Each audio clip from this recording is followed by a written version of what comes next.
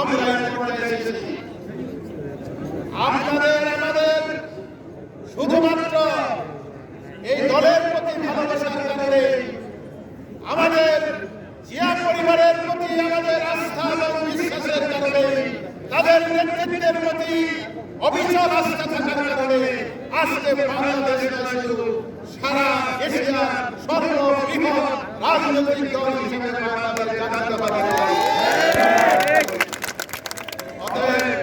সেই দলে এত সুশৃঙ্খল একটি দল দু একজনের হটকারিতার জন্য, দু একজনের ভুলের কারণে এই দলের শৃঙ্খলা কোনদিন আমরা বিনষ্ট হতে দিতে পারি। এই দলের ভিতরে আমাদের নেতা জনাব রহমান সাহেব বলেছেন, বহু জনসভায় বলেছেন, দলের ভিতরে যদি কোন দুষ্ট চক্র আওয়ামী লীগের নেতারা এই দলের উপর ভর করে তাদেরকে যদি কেউ সহযোগিতা করে তাহলে সে আমাদের দলের কোনো কর্মী নয়। আমাদের নেতার দিক নির্দেশনা অনুযায়ী আমাদের চলতে হবে। আপনাদের মনের কষ্ট আজকে কালিয়াপুরে এসে বুঝতে পেরেছি। আমি দেশের বাইরে ছিলাম, দেশের বাইরে ছিলাম। এই কমিটি গাজীপুর জেলার সর্বপ্রথম জেলা পৌর কমিটি সদস্য দেওয়া হয়েছে আমার সাথে পরামর্শ না করে। আমি বাইরে থাকার পরে এই ঘটনাটা ঘটেছে এবং দেশে আসার পর এই সম্পূর্ণ বিষয়টা আমি উপলব্ধি করার চেষ্টা করছি।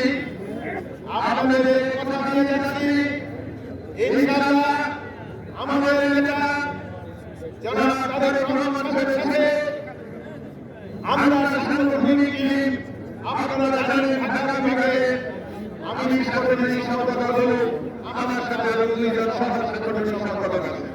তাদেরকে সাথে নিয়ে এবং সেই সাথে কালিয়াপুরে আমাদের কেন্দ্রীয় নেতৃবৃন্দ আছে,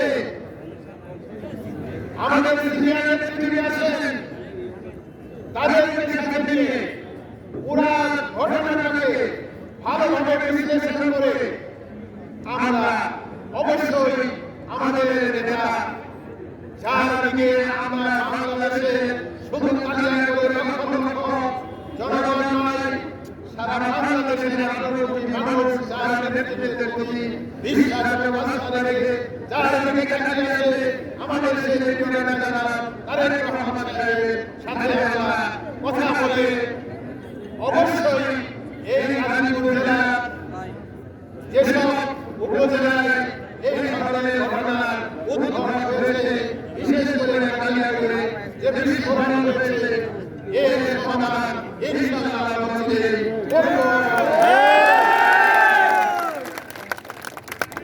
কিন্তু আপনাদেরকে একটা কথা দিতে হবে, মুসলিম সমাজে